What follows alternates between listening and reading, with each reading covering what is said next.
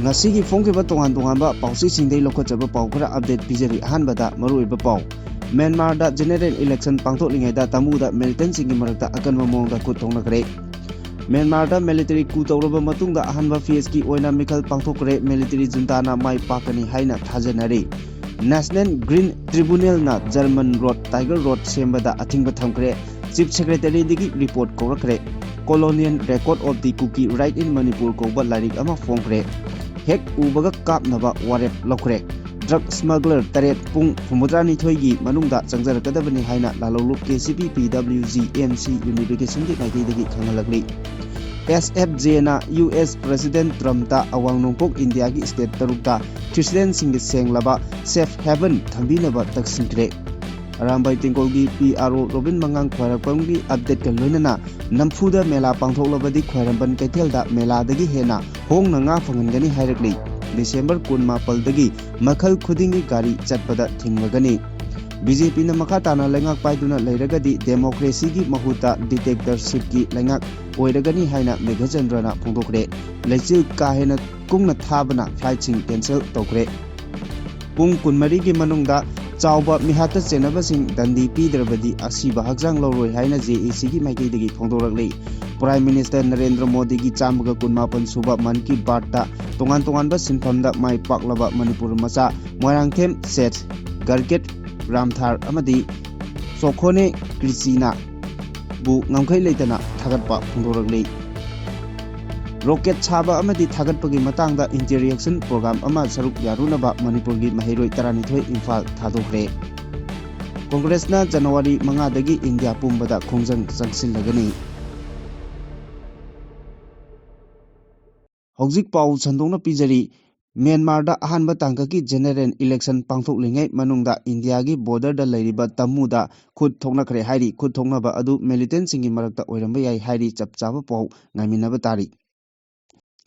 Haukiba chahi lisingani kunmathoida military juntana lebak aduda military coup chathakraba matungda ahanba tangkaki oina vote thadanaba hokre mikhalasida military juntana mai pakani haibagi chauna asa thamli pro democracy rebel singi akanba thingma marakta China gi matenga loinana military juntana sil langduna phase ahum thokna constituency 730 thoida pangthokadoriba mikhal asigidamak anoba voting system amasu hawdokhibaga loinana ahanba tangkaki oina pangthokiba mikhal aduda nupi voter kayana chauna saruk yaba thengnaki ani suba phase ki mikhal asina mathang sahi lisingani kuntaruk ki January 13 aduga ahum suba phase na January 15 da pangthokadabani hairi mikhal asida tongan ba political party yakhai teret ki mirep lising manga henbana saruk yari mikhal asida mai paklaba singna Lower House, Upper House yauna state amasung regional gi member oigadori mikhal mai paklaba anoba union parliament aduna president ama khallaba matungda anoba union government ama sengmadabani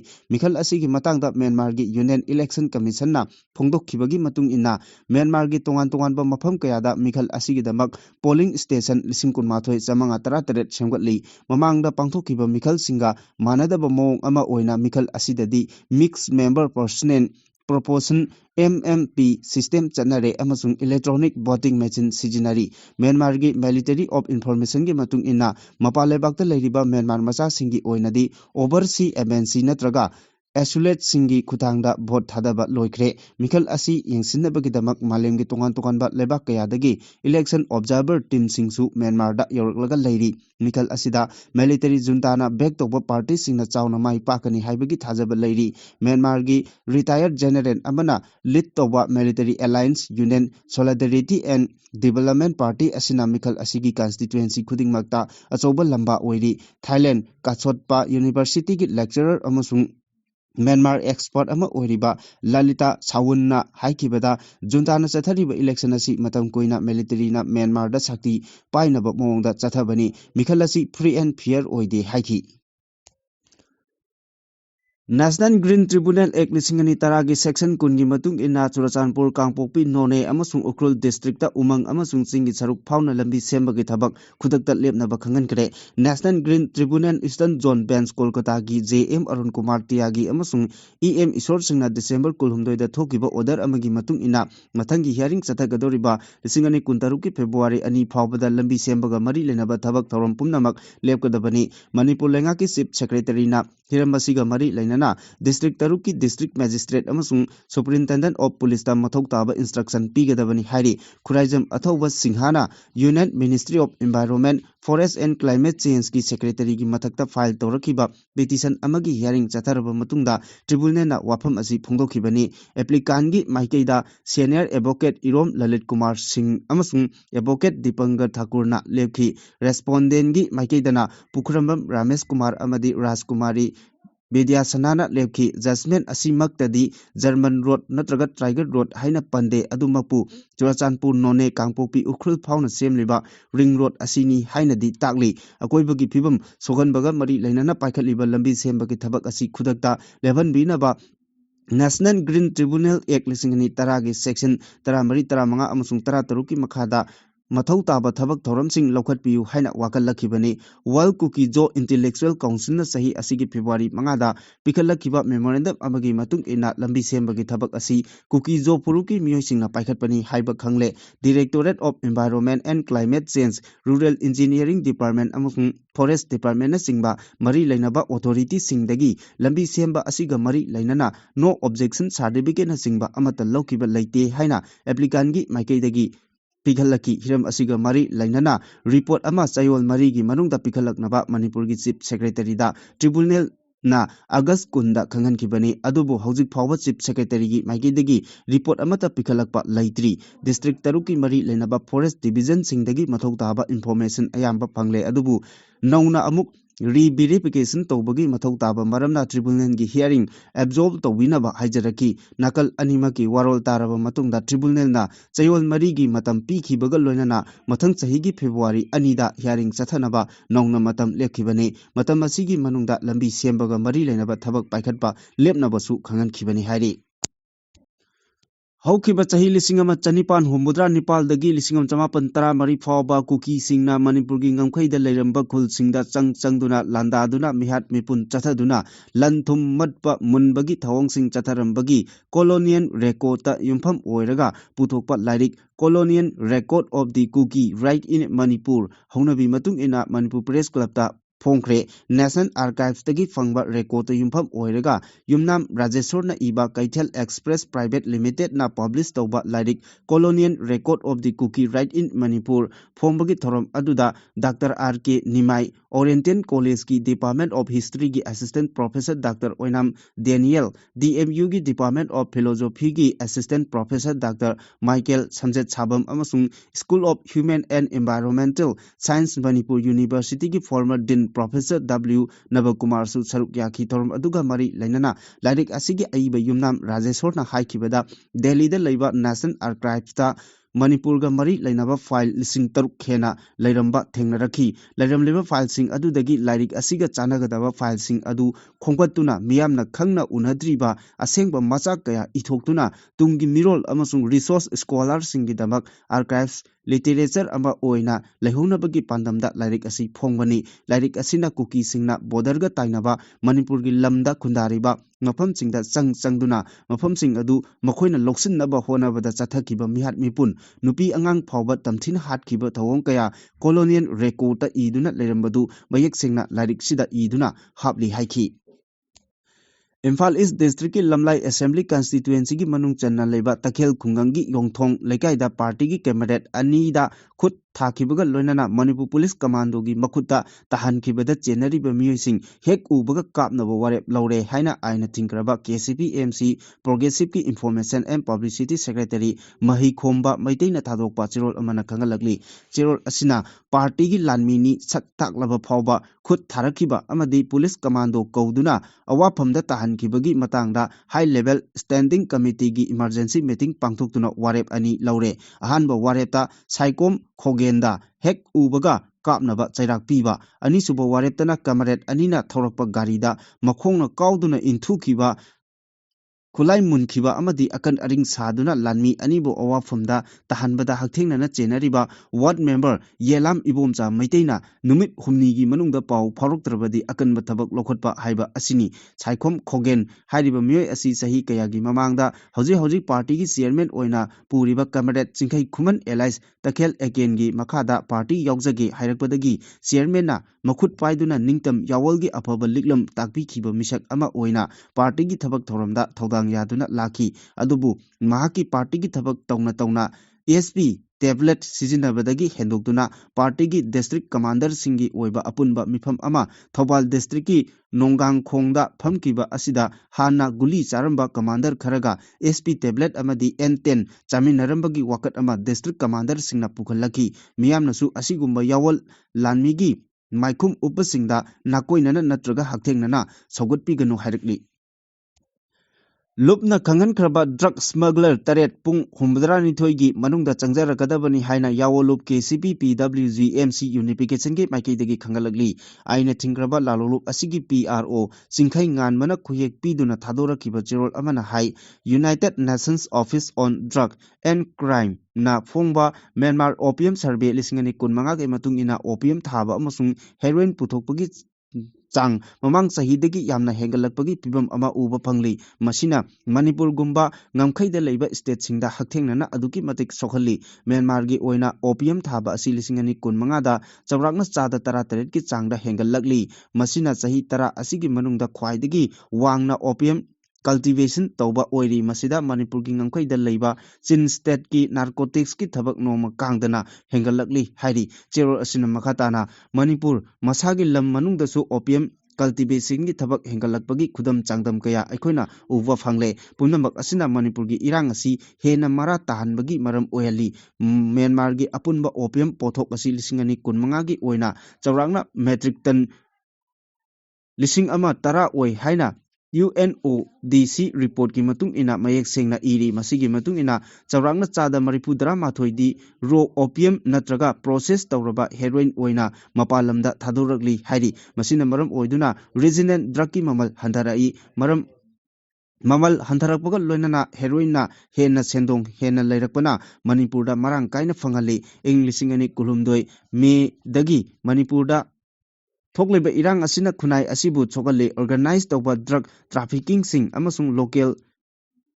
collaborators singa Kusam Naraga Manipur gi Kuthangda drug ki karbar hena paktok chawthokpa aikoina uba phangli masina Kanglepak Manipur gi naha sing hamchat hamfoinaba ngawhalakpa amasung kunai asibu manghanba masak khaki sendong yenglaga drug ki lalon chatharakpani drug na lakhatlaba naha sing masing yamkhalakpana phurup cha singi angang pokbugi chang hanthaduna demographic emergency thoganbada natana yelomi phurup sing minority tahalakpa yabagi othokpa yamna leire maram asina masi pumnamak yenglaga KCP PWG na Manipur gi ngamkhaida akanba mityeng changlagani hairi cherol asina hai masigi mathakta apikpa user singi khakta natana achoba trafficker singi mathakta lubna akanba thabak paikhatlagani amaromda rehabilitation counseling pibaga loinana naha singi mahi masing chana khonaba culture entrepreneurship amasung thabak pibagi matangda khudongchaba sing khudaki oina phanganba mathau tare drug ki chaitheng asi leibaga loinana drug trafficker amasung dealer ga mari leinaba singi mathakta miyeng changbagi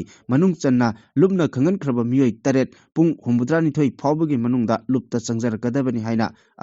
aroiba oina khangalakli Pro Khalistan Group ama oiriba Sikh for Justice na awang nongpok India gi state taruk haibadi Manipur, Nagaland, Mizoram, Meghalaya, Tripura amadi Assam Drumland haiduna Christian singi yaifagadaba mafam sing safe haven ama thambinaba US ki President Donald Trump da haijakare SFJ gi proposal asi US ki President Donald Trump na hairiba India gi awang nongpok ta leiba state taruk asi malem gi lebak singna ningkha tamba taliba state singni haina lokthokraba tungdani SFJ gi luchingba Gurpawan Singna Polunna thadorokpa video message amada US ki President Trump da haijaraduna Indiana chatharakliba religious violence sing maru oina violation sing maru oina minority community oiriba Christian singda chathariba miot minai gi thabak sing asi thingnaba haijabaga loinana international gi pressure sing yauna minority oiriba Christian singi mathakta chathariba violation sing asi thingbiduna makoibu ngak chenba amadi tekta kaidana thambiu haina phongdokhi pulanna makataraduna hai north east da Christian sing ot naiba chathariba asi gumna Punjab da su Prime Minister Narendra Modi na luchingba government asina Sikh singbu otbi naibiri palungi proposal asi hauji India gi oina Christian singi mathakta chatharakpa attack sing amadi lining ba singda attack tawraduna church sing thugaiba amadi Christmas prayer singda akaiba pibaga loinana RSS ki chief Mohan Bhagat na India asi Hindu gi state amani haina phongna laukraba matungda tawkhiba proposal ni hairi aduga SFJ na hauji malem sinba thungna independent Sikh state kauba ama India gi manungda semnabagi malem gi lebak singdagi referendum sing lauduna lagli hairi Makha tarakpada Arambai Tengolgi PRO Robin Mangang Khwarakpamna asumna hairi yumthang nariba state sing lising chamapan yankhaida base year oiraga mitop khandokpa hokre North East ki Hindu sing ST recommendation magi state government na taunakre oikhibasu yaure Manipur kaubi lebak asigi miyam amadi maru oina honabigadaba politician bureaucrat kayana loktak imaida ngaihaki nungsitna humbaga koitaw tawba phumdi gumna tawduna lairi micham miyam tokro rajniti wala singsu tungi karimata khandana ithak irangda ngauduna dance tawduna lairi sahi kunthra matungda lebak asi kari oirakpage yengbiyu aigi wahaisi soidana note tawraga thambiyu ningsingnaba haina sumna update piri Imoinu irat thoni numita ngagi mela pangthoknaba lengakna sem sariba asi lepnaba khwairamban kaithelda nga yolibi ima singna mari leinaba singi pungning singsilakli ima singi kholaw asi nasungdana mela asi namduna pangthoklabadi melada yongadaba ngagi mamaldagi tathana khwairamban kaithelda nga phangangani haina wafam kaya thamlakli fishery department na senduna tha asigi kunthra mathoida pangthoknaba sem sariba mela asigi matangda khwairamban kaithelda nga yolibi ima singna kaithel asida mifam ama pangthok mela asida punna saruk yadabagi warep lokhi mifam aduda saruk yakhibi ngayonbi ke leirentombi kobi ima amana phongtokpada street vendor na koisinduna sitharaba kaithel asi amuk hana sogotpa ngamdana fishery department na sinba chumloi haiki mahana makhatana ningol chakoba kumhai nongma watlingaida tangai pradana nga mela pangthoklabasu imoinu irat thoniga mari leinana mela asi pangthokpidanaba kaithel ima singna mangjongnana wakat khiba leikre lisang sina kaithel asi nga yonduna lakli mamingtagi oina mingchat longnaba honarakliba mela asida sogotliba ngami sing asidi department tagi loan loba singni mela asida khwairamban kaithelgi ngayonbi amata saruk yaroi mela asidagi nga amata kaithelda pusilakpa yaroi haiba warep laure warep asigi mayokta lakpa ngayonbi amata kaithel asida amuk hana phamhandaba haiba warepsu amata oina laure haina phongdokhi Youth Social Club Cum Information Center Ayangpali Road Development Committee Mairapaibi Loop Sing Yauna Punduna Aijia Bora Thakur Mandopta Miyamgi Oiba Mifam Ama Pangthoktuna Matam Kuina Sembidana Leraklaba Ayangpali Road Maruoina Lamlong Bazar Amasung Durdasan Kendra Crossingi Marak Asigi Maramda Khana Nainakre Khana Nainaba Aduda Lambi Paring Asida Thokliba Upul Mayam Asina Lambi ki Nakal da Lariba Miyamgi Sor Honbada Mari Lainaba Amadi Mitki Anaba Kaya Thokale Fataba Lambi Asina Maram Oiduna Accident Kaya Su Thokre Aduga Matam Kuinadagi Lambi Asigi Miyoi Singna Tanduna lakpa lambi sempagi wakat asi mari lainaba department na manada hapidre haina phongdokhi mifam aduna yamna kupna khana nainaraba matungda lakliba tang kun mapal asidagi lambi asi lengangna hek semba haudriba phawba makhal khudingi gari pumnamak thingjinduna chathandaba haina amata oina warep lauki lambi thingba asina maram oiduna kudong chadaba nanggadoriba miyoi khudingmaki mafamda ngasigi mifam aduna waro bidanaba amadi maram matam kharagi oina khangbi nabasu hajaki इंडियागी हौजिक ओरिबा फिबम असी यामना लुबा फिबम अमदा लैरे हिरम खुदिंगमक्ता monopoly power centralization अमसुंग corruption ना पिक थले करीगुंबा बीजेपी ना मखा ताना लेबाक असिदा लेंगाक पाइदुना लैरगदी डेमोक्रेसी की महुता डिटेक्टरशिप की लेंगाक लागलगनी हाइना कांग्रेस पार्टी सापोंगलकिबा चही चामा मपुंग फारकपगा मरी लैनना बीटी रोडता पांथोकिबा फाउंडेशन डे की थौरमदा एमपीसीसी की प्रेसिडेंट कैसाम मेघचंद्रना फोंदोखरे महांगना मखा ताना हाई बीजेपी लेंगाक असिना प्रजा मियामगी हिंगबगी हक फावबा मटखिबा याबगी फिबमदा लागले बीजेपी ना चथरकलिबा थौरांगसिंग असी अखोई मुन्ना खंगमिनबा मतम ओइरे इंडिया निंगतंबा फंगलबा मतुंगदा कांग्रेसना मियामगी दमक सागतचरकबा पुनमक बीजेपी ना थुगाइदुना माइकई ओंथोकनबा कन्ना होनबदा नतना कॉन्स्टिट्यूशन फावबा सेमदोकनबा होनरी इंडिया की लैरिबा लाइनिंग कांगलुप खुदिंगमक चप मानै हाइना कांग्रेसना सेमगतलंबा आइडियोलॉजी अदु थुगाइदुना अपिकपा असोनबा कांगलुपसिंगना नमथदुना थमगदबनी हाइबा बीजेपी ना संगसिलकलिबा लालोंग असी कांग्रेसना कैदोंगैदा याबा ngamloi अकनबना असुंबनी हाइबा वखलोल अदु कांग्रेस पार्टी की आइडियोलॉजी दा यावदे इंडिया दा लैरिबा अपिकपा अमदी अचौबा कांगलुप खुदिंगमक चप मानना इकाई खुमनफम थोई करीगुंबा बीजेपी ना मखा ताना लेंगाक पाइरगदी डिक्टेटरशिप की लेंगाक हाइबदु सोइदना ओइरगनी मरम अदुना लेबाक कलौसी हाइरबदी इंग लिसिंग अनि कुनतरेता पांथोकदोरिबा मिखल असिदा मियामना कांग्रेसता सपोर्ट तौबा तंगदु लेताबा चौखटपा लेबाक अमा ओहेलसी हाइखी थौरम अदुदा CLP की लीडरसु ओइरिबा फॉर्मर CM ओ इबोबिना हाइकिबदा मियामनदी लेबाक असी डेमोक्रेसी चटपा लेबाक अमनी हाइना खलंबा याई अदुबु असेंगबददी बीजेपी ना लेंगाक हेक पाइरखिबगा डिटेक्टरगी लेंगाक लैबा हौख्रबनी बीजेपी हाइरिबा पार्टी असी इंडियन कॉन्स्टिट्यूशन मवा लौदबा पार्टी अमनी नरेंद्र मोदी ना लुचिंगबा बीजेपी की लेंगाक असिना इंडियन कॉन्स्टिट्यूशन असी सेमदोकनबा अमसुंग इंडिया की फजखरबा फेडरल स्ट्रक्चर असी थुगाइदुना डेमोक्रेसी की वाहनथोक असी मांगहनखिनबा थेंखांग कयारकता होनदुना लागली ngasi-ngasimak CBI ED अमसुंग इलेक्शन कमीशन न चिंगबा तोंगान तोंगानबा इंडिपेंडेंट सिंग असी खुलाई ओइना सिजिनरी मसीदा नतना लेजिस्लेचर ना एग्जीक्यूटिव अमसुंग जुडिशियरी दा फावबा खुद थाबा हौरकली डेमोक्रेसी चटपा लेबाक अमगी मरी सुबा युम्बीनी हादिबा मीडियासु ngasiदी फ्रीडम ऑफ स्पीच लैत्रे लेंगा की असोइबा अरानबा खजिक्तंग हेक इरुबगा पुलिस थाजिनदुना फाबा पुनबा अकी अखंग नंगनदुना प्रेशर पीबा याद्रगना कैसुम संगदा नमसिनबगी थबक चथरी लेंगाना पाइखलिबा थबक थौरमसिंगदा लाली चुम्मी हाइना नैनबगी तंजा अमता पीदना ngамmi हाइबगी मतागुम हेक्ता पावर सिजिनबगी थौंग असिदी डिटेक्टर की लिचटनी डेमोक्रेसी दा युमफम ओइरगा चलाइरिबा अखोइगी लेबाक असिदा डिटेक्टर की लेंगाक असी कयाम कुइना लैबा ngambage हाइबदु येंगसी हाइखी अवांग थंगबा इंडिया दा का हेनबा मवंगदा लेचिल नोंफाई थांगबगा लोइनना उबा ngambagi चांग हंतरकपदगी इंडिगो फ्लाइट 13 कैंसिल तौक्रे चंडीगढ़ मुंबई अहमदाबाद हैदराबाद अमृतसर बेंगलुरु दिल्ली गोवा कोलकाता चेन्नई जयपुर अमसुंग पुणे ना चिंगबसिंगी एयरपोर्ट सिंगदा फ्लाइट कैंसिल तौनखिबनी director general of civil aviation ना डिसेंबर 10 दगी हौरगा फेब्रुआरी 10 फावबा लेबाक असिगी मफम अयामबदा लेचिल नोंफाई थांगबगा लोइनना फ्लाइट सर्विस दा अपनबा थोकलबा याई हाइना मांगजौनना लाउथोखरबनी DGCA ना थोकिबा नोटिफिकेशन अमगी मतुंग इना उबा ngambagi matik mayai हंथरकलबा मतमदा निंगथीना ट्रेनिंग तौरबा पायलट सिंग खक्तमक प्लेन पाइहनगदबनी हाइरी था असिगी हौगलकपदा फ्लाइट कयामरुंग कैंसिल तौखिबदगी DGCA ना अखनबा मियंग चंगदुना लाखिबा इंडिगो की ओइना चयोल खुदिंगी डोमेस्टिक फ्लाइट 15 सुबना 13 ऑपरेट तौनबगी अयाबा पीखी उबा ngambagi matik mayai हंथरकवना फ्लाइट 13 चामा यांखै निपाल खक्तमक नौना अयाबा पीखी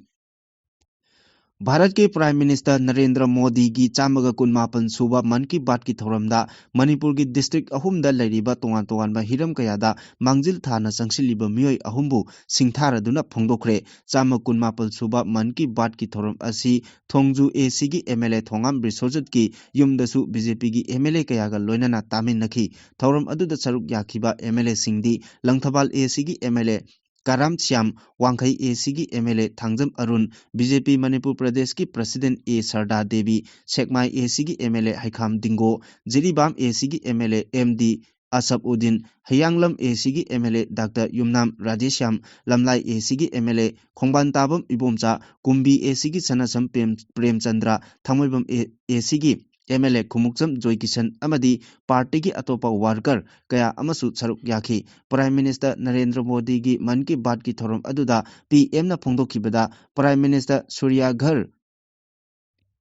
MOPS Bijili Yojana gi makhada khangdatlaba imungsingda solar panel panaba punna lupa lising humudra mangadagi marifu phawba phangali haiki Prime Minister Narendra Modi gi Man Ki Baat ki thoromda mahangna phongdokhibada Pambu pamlabadi madu lambi ama adum lakani apamba line da chatlabadi mahi choidana chagani wafam asi Manipur gi Thobal district ki manung channa Yaripok Bhamon lekai degi solar power solution puthokhiba SNL Energy Solution gi founder Moirangthem Sethna mangphawna halle chahi nifu sudriba Manipur gi laplaba mafam amada leiba Moirangthem Sethna mahaki khungangi maigi awaba Kokhan bagi damak solar energy puthokli masigi mahaina mahaki khungangi yum kayada solar power fanghali Prime Minister Narendra Modi na makhatana hai Moirangthem Sethna health care amadi mioi bagi punsi mahing hena nungai hanna bagi damakda honariba asina Manipur gi nupi khunai khakta natana ngami amasung Kalakar singdasu chauna kanaba fanghali Sri Sethna honariba asina solar power ga mari lenaba thabak tawriba kaya singdasu anoba asa piri haina phongdoki Man Ki Baat ki thorom asi traditional art singbu mangda pukatpada natana miyoiba kaya gi pangan hatliba platform amani Manipur gi Churachandpur district ta leiba Margaret Ramthar MG na traditional product sing handicraft wa amasung una chaba pothok sing Delhi yauna tongan ba state singda phanganduna yonba ngamle Margaret ke unity da ngaside artist yangkhai henbana polam sing asi sari haiki amaromda PM ki Man Ki Baat thorom aduda lei thababu fashion ama oina paikhalakliba Manipur gi Senapati district tagi flower lady of Manipur haina khangnarabi chokhone Christina gi matangda palladuna Sri Modi na hai ngasidi mahaki thabak asina tongan market kaya samnahanbaga loinana mahaki leifam adugi miyoisingdasu empowered tawri aikoina traditional knowledge modern village ga loinana vision ga loinana paikalaklabadi sel thumgi pibam phagathanbagi anoba machak ama oheli haibadu khudam sing asina takle hainasu PM Modi na makhatana hairi asigumba mai pakpa thabak sing paikhatpa miyoising leirabadi mangonda khanghanbira u haina PM na hairi amaromda begyan amasung sundrangi lamda palladuna Man Ki Baat ki thorom aduda PM na phongdokpada Bharat macha Subhansha Suklana International Space Station Yoruba Hanba Bharat macha oiki haina singthaki PM Modi na hai thajabagi khwaidigi chawba pangaldi aikoigi naha singi thongna asini lebak asina bigyan gi lamda anoba mingchat kaya purakpa anoba innovation amasung technology chakhotpana singba kaya asina Bharat pu malemgi lebak singna singthaba hengallakli sahi taret nipal asida Smart India Hackathon da mahiroi lakh 3 amasung institute lising taruk rom saruk yakhre amasung nahasingna problem chama kokhonba ngamkhre haina Prime Minister Narendra Modi gi Man Ki Baat ki wafam sing asi phongdokli India lenga ki donor ministry North East Council amadi Directorate of Education ga punna khusamna duna North East state singi mahiroi singi oiba North East student program on awareness peace and knowledge on space haiba program da North East state singi mahiroi chama khangatpada Manipur dagi tongan ba district singdagi lenga ki school gi mahiroi sing khangatuna Bengaluru da laiba Indian Space Research Organization da thaduna rocket chaba amadi thagatpagi matangda interaction program da saruk yarunbagi damak Nepal suba batch ki oina Chandel Bishnupur district amadi Imphal East zone 2 dagi lengaki school gi mahiroi tarani thoi amadi oinam Ranjitna coordinator oiduna Bangalore gi damak Imphal thadokre mahiroi singadu Imphal thadoklamdai da pomisinga unaba amada additional Director Education S ki dangmai malemna phongdokhibada Manipur gi tongan ba district singdagi khangatlaba mahiroi singna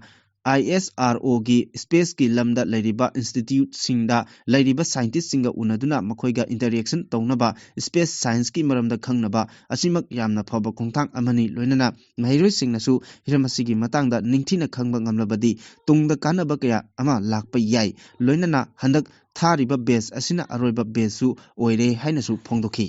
ꯃꯈꯥ ꯇꯥꯔꯛꯄ ꯑꯔꯣꯏꯕ ꯄꯥꯎꯗ ꯉꯔꯥꯡ ꯈꯛꯇ ꯄꯥꯡꯊꯣꯛꯈꯤꯕ Congress working ꯀꯃꯤꯇꯤꯒꯤ ꯃꯤꯐꯝꯅ ꯍꯧꯖꯤꯛ India ꯄꯨꯝꯕꯗ ꯍꯧꯖꯤꯛ ꯁ꯭ꯇꯦꯠ 7 ꯑꯃꯁꯨꯡ ꯌꯨꯅꯤꯌꯟ ꯇꯦꯔꯤꯇꯣꯔꯤ 3ꯗ ꯆꯠꯊꯔꯤꯕ ꯏꯂꯦꯛꯇꯣꯔꯦꯜ ꯔꯣꯜꯒꯤ ꯁ꯭ꯄꯦꯁꯤꯌꯦꯜ ꯏꯟꯇꯦꯟꯁꯤꯚ ꯔꯤꯚꯤꯖꯟ ꯍꯟꯗꯛꯇ ꯅꯧꯅ ꯄꯥꯔꯂꯤꯌꯥꯃꯦꯟꯠꯇ ꯄꯥꯁ ꯇꯧꯈꯤꯕ ꯖꯤ-ꯔꯥꯝ ꯕꯤꯜ 2015ꯅ ꯑꯦꯝ.ꯖꯤ. ꯅꯔꯦꯒꯥꯒꯤ ꯃꯍꯨꯠ ꯁꯤꯟꯅꯕ ꯑꯃꯁꯨꯡ ꯕꯪꯒ꯭ꯂꯥꯗꯦꯁꯇ ꯆꯔꯥꯡꯅꯔꯤꯕ ꯏꯁꯨꯁꯤꯡꯒꯤ ꯃꯇꯥꯡꯗ ꯈꯟꯅꯈꯤꯕꯒ ꯂꯣꯏꯅꯅ ꯒꯚꯔꯟꯃꯦꯟꯠꯀꯤ ꯊꯧꯑꯣꯡ ꯑꯁꯤꯒꯤ ꯃꯥꯌꯣꯛꯇ ꯀꯣꯡꯒ꯭ꯔꯦꯁꯅ ꯏꯟꯗꯤꯌꯥ ꯄꯨꯝꯕꯗ ꯈꯣꯡꯖꯪ ꯆꯪꯁꯤꯜꯂꯒꯅꯤ ꯍꯥꯏꯅ ꯋꯥꯔꯦꯞ ꯂꯧꯈ꯭ꯔꯦ꯫ ꯄꯥꯡꯊꯣꯛꯈꯤꯕ ꯁꯤ.ꯗꯕ꯭ꯂ꯭ꯌꯨ.ꯁꯤꯒꯤ ꯃꯤꯐꯝ ꯑꯗꯨꯗ ꯀꯣꯡꯒ꯭ꯔꯦꯁ ꯄꯥꯔꯇꯤꯒꯤ ꯍꯥꯏ ꯗꯤꯁꯤꯖꯟ ꯃꯦꯀꯤꯡ ꯕꯣꯗꯤꯒꯤ ꯂꯨꯆꯤꯡꯕꯁꯤꯡ ꯃꯔꯨꯑꯣꯏꯅ ꯃꯜꯂꯤꯛꯑꯥꯔꯖꯨꯟ ꯈꯥꯔꯒꯦ, ꯁꯣꯅꯤꯌꯥ ꯒꯥꯟꯙꯤ, ꯔꯥꯍꯨꯜ ꯒꯥꯟꯙꯤ ꯑꯃꯁꯨꯡ ꯁꯥꯁꯤ ꯊꯔꯨꯔꯅꯆꯤꯡꯕ ꯃꯤꯑꯣꯏꯁꯤꯡꯅ ꯁꯔꯨꯛ ꯌꯥꯈꯤ꯫ ꯁꯤ.ꯗꯕ꯭ꯂ꯭ꯌꯨ.ꯁꯤꯒꯤ ꯃꯤꯇꯤꯡ ꯂꯣꯏꯔꯕ ꯃꯇꯨꯡ ꯀꯣꯡꯒ꯭ꯔꯦꯁꯀꯤ ꯂꯨꯆꯤꯡꯕ ꯃꯜꯂꯤꯛꯑꯥꯔꯖꯨꯟ ꯈꯥꯔꯒꯦꯅ ꯄꯥꯎꯃꯤꯁꯤꯡꯒ ꯎꯅꯕꯗ ꯍꯥꯏ ꯕꯤ.ꯖꯦ.ꯄꯤ. ꯂꯩꯉꯥꯛꯅ ꯑꯦꯝ.ꯖꯤ.ꯑꯦꯟ.ꯑꯥꯔ.ꯖꯤ.ꯑꯦꯁ ꯑꯁꯤꯕꯨ ꯃꯍꯨꯠ ꯁꯤꯟꯗꯣꯛꯇꯨꯅ ꯖꯤ-ꯔꯥꯝ-ꯖꯤ ꯕꯤꯜ ꯄꯥꯔꯂꯤꯌꯥꯃꯦꯟꯠꯇ ꯄꯥꯁ ꯇꯧꯈꯤꯕ ꯑꯁꯤꯅ ꯃꯔꯝ ꯑꯣꯏꯔꯒ ꯃꯤꯌꯥꯝ ꯄꯨꯝꯕ ꯁꯥꯎꯍꯜꯂꯦ꯫ ꯃꯔꯝ ꯑꯁꯤꯅ ꯃꯁꯤꯒꯤ ꯃꯇꯨꯡ ꯊꯣꯔꯛꯄ ꯊꯧꯗꯣꯛꯁꯤꯡ ꯕꯤ.ꯖꯦ.ꯄꯤ. ꯒꯚꯔꯟꯃꯦꯟꯠꯅ ꯗꯥꯌꯤꯠꯇ ꯄꯨꯒꯗꯕꯅꯤ ꯍꯥꯏꯅ ꯐꯣꯡꯗꯣꯛꯈꯤ꯫ ꯒꯚꯔꯟꯃꯦꯟꯠꯇ ꯄꯥꯁ ꯇꯧꯈꯤꯕ ꯁꯤꯚꯤꯛ ꯚꯥꯔꯠ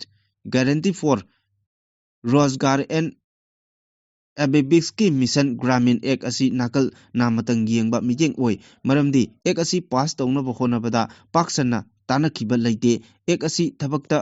ꯑꯣꯏꯅ ꯆꯠꯅꯔꯛꯄ ꯃꯇꯝꯗ ꯁ꯭ꯇꯦꯠꯁꯤꯡꯅ ꯃꯁꯤꯒꯤ ꯑꯍꯦꯟꯕ ꯆꯥꯗꯤꯡꯁꯤꯡꯁꯨ ꯄꯨꯊꯣꯛꯄ ꯉꯝꯂꯣꯏ꯫ ꯁ꯭ꯇꯦꯠꯁꯤꯡꯗ ꯑꯋꯥꯕ ꯇꯥꯒꯗꯕꯅꯤ꯫ ꯃꯔꯝ ꯑꯁꯤꯅ ꯑꯦꯝ.ꯖꯤ.ꯑꯦꯟ.ꯑꯥꯔ.ꯏ.ꯖꯤ.ꯑꯦ. ꯒꯤ ꯃꯔꯝ ꯑꯁꯤ ꯏꯟꯗꯤꯌꯥ ꯄꯨꯝꯕꯗ ꯈꯣꯡꯖꯪ ꯆꯪꯁꯤꯜꯂꯒꯅꯤ꯫ ꯈꯣꯡꯖꯪ ꯑꯁꯤ ꯑꯦꯝ.ꯖꯤ.ꯑꯦꯟ.ꯑꯥꯔ.ꯏ.ꯖꯤ.ꯑꯦ. ꯕꯆꯥꯎ